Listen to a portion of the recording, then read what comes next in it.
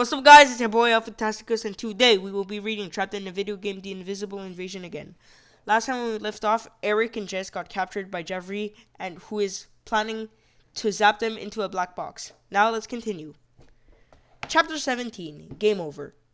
Reach in Eric? What does that even mean? Well, Jeffrey screwed a plasma canister into a gun. I looked at Eric through my phone and got his attention.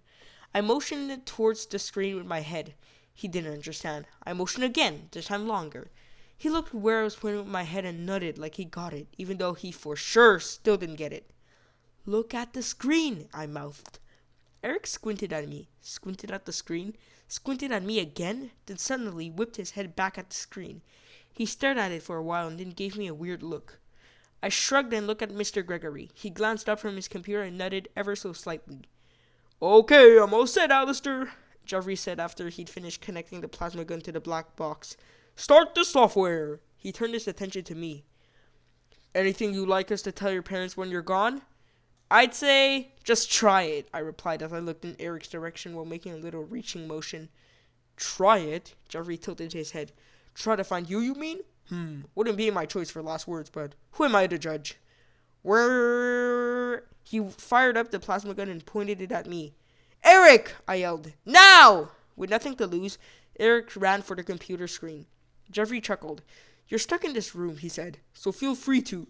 He stopped mid-sentence when Eric reached his hand into the screen.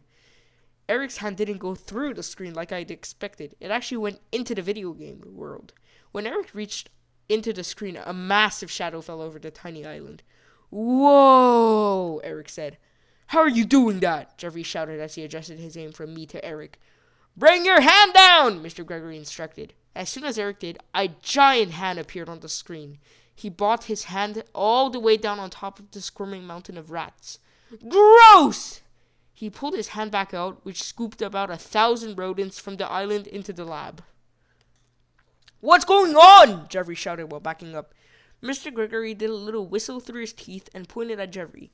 In one clump, the rats all turned and ran at the Bionosoft president.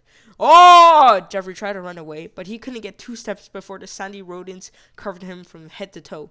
He dropped the plasma gun as he tried to brush them off. So much nibbling! As soon as Jeffrey dropped the gun, Mr. Gregory jumped from his desk and sprinted over. He scooped up the gun, aimed it at Jeffrey, and pulled the trigger. Zing!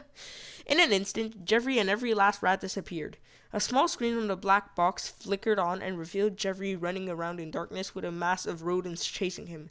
The whole thing was over in less than 5 seconds. I stood staring with my mouth open. To the basement, Mr. Gregory said as he ran back to the laptop on his desk. We don't have much time. What just? Eric was still standing by the computer screen, more baffled than ever. He tried to put his hand back into the video game but clunked it on the screen. He patted his body. Am I? Yes, you're back, Mr. Gregory said without looking up from his laptop. But how? I don't understand. Mr. Gregory was typing furiously now. Yesterday, I discovered that someone already inside of a video game can use screens as portals into other games.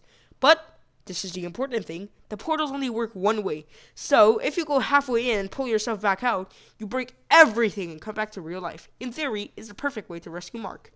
In theory, I asked. Yes, in theory. Also in theory, by the way, holograms act in a similar way, which is why I needed you out of that control room earlier.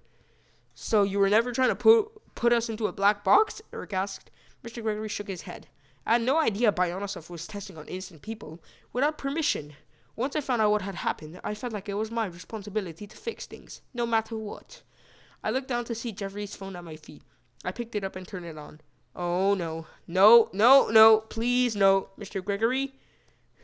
Mr. Gregory wasn't paying attention. I'm just hacking security. There we go. Mr. Gregory? Opening doors, disabling locks, shutting off cameras. Mr. Gregory, I think you should see this. Now, I'm going to have to put you two into Go Wild one more time, just long enough to get you safely to the basement. Mr. Gregory! I shouted with tears in my eye. He finally turned. I showed him the live video of Mark on Jeffrey's phone. It was totally black. He's gone. Chapter 18 for real this time. We've got to get down there now, Mr. Gregory said. Eric looked sad and confused. But he's... Maybe not. Mr. Gregory interrupted. He rummaged through the room until he found 2 more plasma guns. He dialed them in and then grabbed 2 armfuls of glowing green canisters.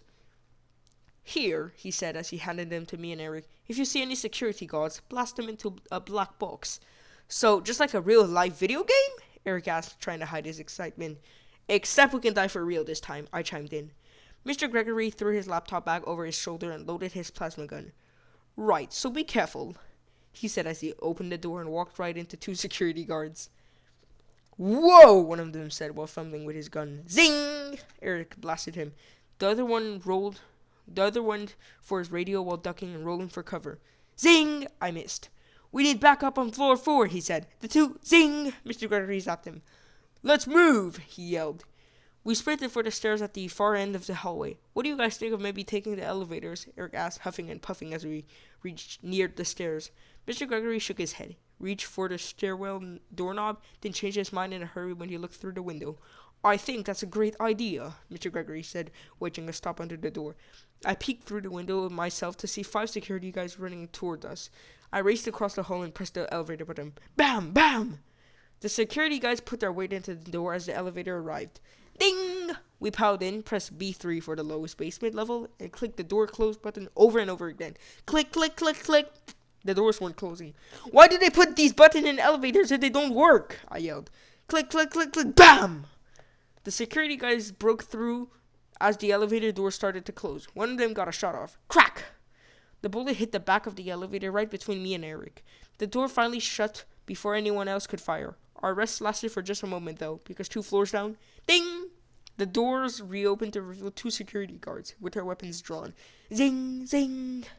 We zapped them straight to video game jail. The door closed again, and we went down 1 more floor and, ding! Went through the whole process again. Can you do something about this, Mr. Gregory? I asked. Well, Mr. Gregory said as he pulled his laptop out of the bag, there is one thing I can. Ding! This time, we all moved to the side of the elevator before the doors opened.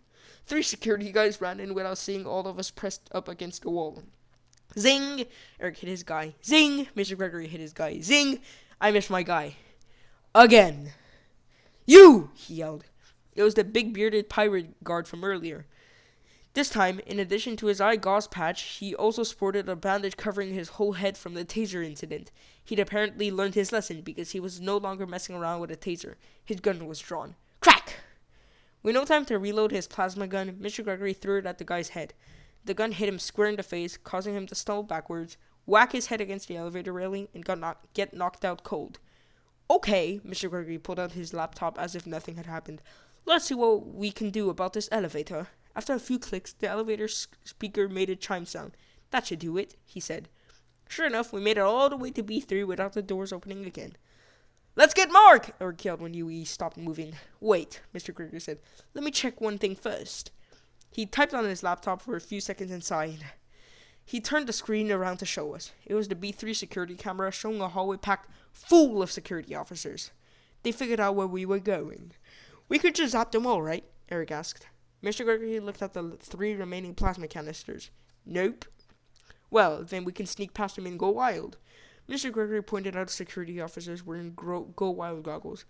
Nope. Also, if they knew enough to send all this security, they also knew enough to send a horde. We'd be toast in 2 seconds. Well, we can Eric tried to come up with something that would work. There's nothing we can do. Mr. Gregory slumped against the wall. I looked around the elevator, which had become our own black box. Mr. Gregory buried his head in his hands. Eric tried to climb up to the elevator ceiling. Then there was a security guard pirate, who'd be waking up any minutes now. I kept staring at the pirate. Wait, maybe we did have a way out after all. Dun dun dun! That's all for today, folks. Now, if you want to know what Jess's brilliant idea to get out of their black box, or the elevator is, you will come and watch the next video, which is about chapter 19 and 20. See you there!